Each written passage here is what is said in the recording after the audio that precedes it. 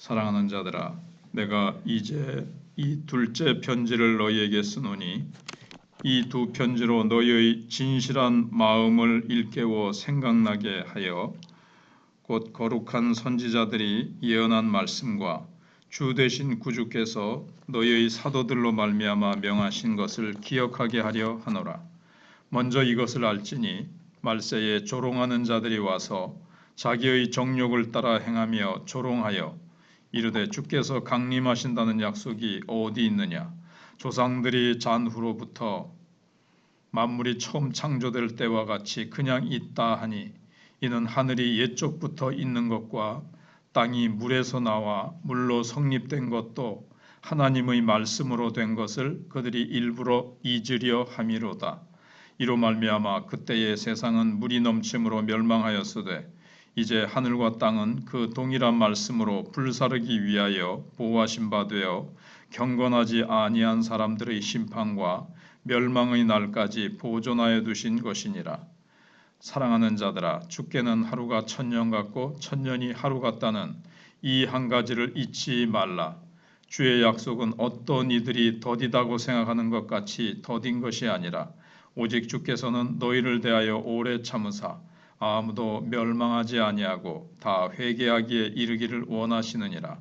그러나 주의 날이 도둑같이 오리니 그날에는 하늘이 큰 소리로 떠나가고 물질이 뜨거운 불에 풀어지고 땅과 그 중에 있는 모든 일이 드러나리로다. 이 모든 것이 이렇게 풀어지리니 너희가 어떠한 사람이 되어야 마땅하냐? 거룩한 행실과 경건함으로 하나님의 날이 임하기를 바라보고 간절히 사모하라. 그날에 하늘이 불에 타서 풀어지고 물질이 뜨거운 불에 녹아지려니와 우리는 그의 약속대로 의가 있는 곳인 새하늘과 새 땅을 바라보는도다. 아멘. 바라보도다.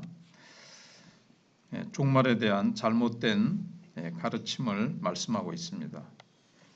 말세에 조롱하는 자들이 일어나서 주님의 재림의 약속을 무너뜨리려고 하지만 믿음의 사람들은 더욱 그날을 사모하며 거룩한 삶을 살아가야 된다는 것입니다.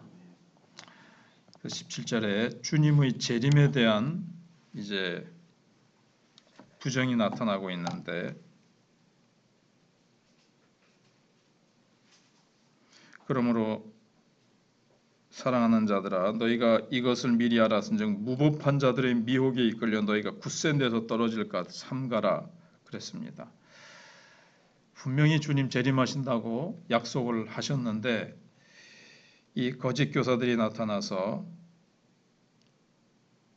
무법한 자들이 나타나서 미혹에 이끌려 너희가 그 굳센 데서 떨어질까 삼가라. 재림 지금까지도 없었는데, 수천 년 동안도 없었는데 이거 없는 모양이다. 이렇게 재림의 약속에서 흔들려서 떨어질까 조심하라고 했습니다. 그들은 재림을 조롱합니다. 봐라, 천지가 창조된 이래로 그대로 계속 있는데 무슨 재림, 그리고 무슨 종말, 이런 식으로 조롱하고 부정하는 겁니다. 현재 그 그들의 그 악한 행위들과 이제 직결되어 있는 거죠. 사실 먹고 마시고 연락을 즐기고 잘못된 그 쾌락에 빠져 있는 그들이 주님이 오시면 안 되죠. 그러니까는 사실 오시지 않는다라고 자기네들이 교리를 만들고 그것을 자기네들이 확신하면서 자기의 욕망을 따라서 살아가는 사람들입니다. 그리고 다른 사람들을 지금 미혹해서 멸망으로 이끌어가는 사람들입니다. 이런 일은 어떻게 되겠습니까? 하나님 계신다면, 하나님이 심판이 있다면 그들은 꼼짝없이 심판을 받아 멸망할 수밖에 없습니다. 그런데 심판의 그날이 없다면 자신들이 행하는 이 악행들에 대해서 또 두려워할 필요도 없습니다. 그러니까 자기들이 지은 죄를 합리화한다 그럴까요?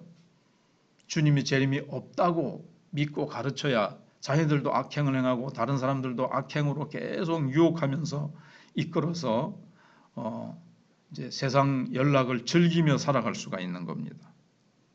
그래서 주님의 재림과 재림 후의 심판에 대해서 그거는 만들어낸 얘기요, 우스갯소리로 치부하고 마는 겁니다. 지금 그들은 세상이 옛날이나 지금이나 그대로 있는데 변함없이 뭐 해는 뜨고 봄, 여름, 가을, 겨울이 오면서 세상이 변함이 없는데 무슨 종말이 오느냐, 무슨 주님의 재림이 있고 세상에 끝이 있느냐라고 이제 세상에 변함없는 자연 질서의 돌아감을 근거로 그렇게 이제 얘기를 하고 있습니다.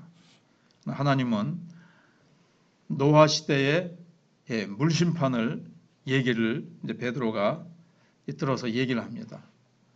노아 시대 때 그 죄악에 대해서 하나님께서 물로서 심판하셨다. 죄악이 가득 차면 반드시 심판하신다. 라고 말씀하시는 겁니다. 지금도 세상은 장차 불로 이제 심판하실 것이라고 경고하고 있습니다.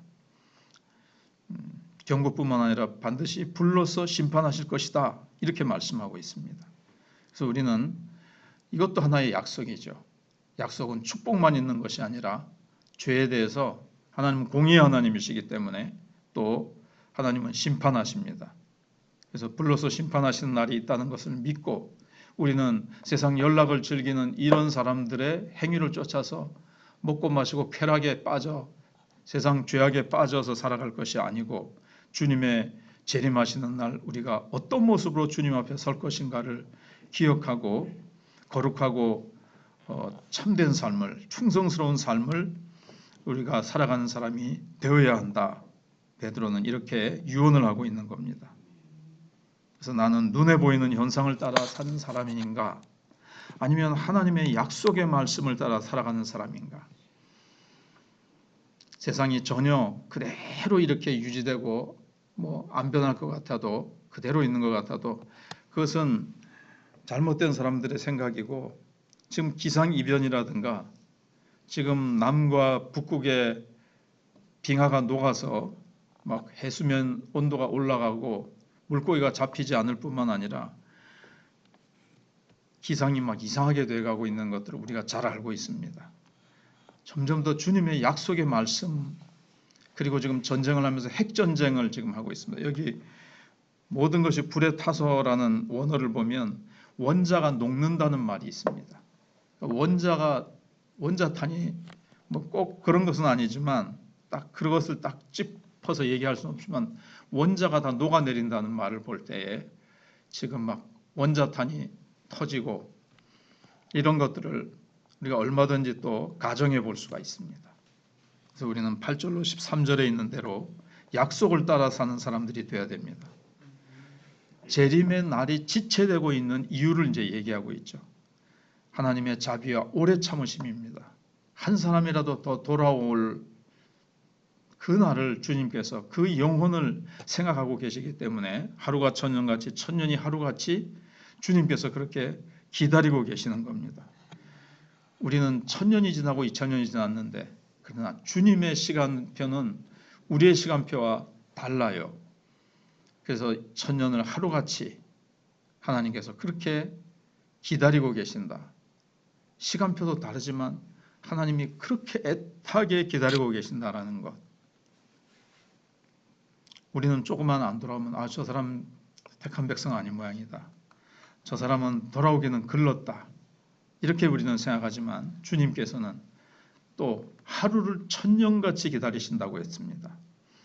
그래서 모두가 다 멸망하지 않고 회개하기에 이르신다고 그렇게 이제 말씀하고 있죠.